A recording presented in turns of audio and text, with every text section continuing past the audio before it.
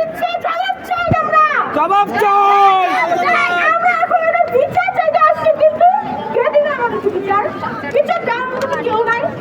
তাই আমরা সাধারণ জনগণদেরকে আমরা আহ্বান জানাচ্ছি, যাতে তারা আমাদের এই দুঃখে সামিল হয়, যাতে তারা আমাদের এই কষ্টটা বুঝতে পারে যে আমরা কত কত কষ্ট করে আমাদের অভিজ্ঞতা চাচ্ছি। রাস্তাঘাটে বের হইলে আমরা চারপাশে রক্ত দেখি, রক্তগুলো কালো হয়ে আছে, তাও এখনো আমাদের মন থেকে যায় না তাদের নাম। তারা এখনো শুধু এখন না, ভবিষ্যতে ধরে ধরে আমাদের পাশেই থাকবে, আমাদের স্মৃতির মধ্যে ওরা ছড়িয়ে থাকবে।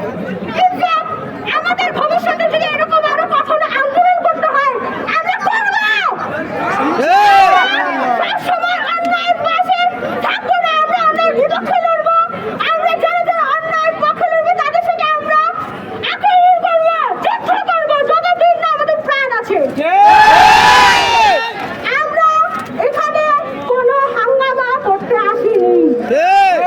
সরকারকে এটা বোঝাই দিতে হবে, আমরা কোনো মারামারি চাই না, হাঙ্গামা চাই না, কোনো আমাদের বিরুদ্ধে মামলা চাই না।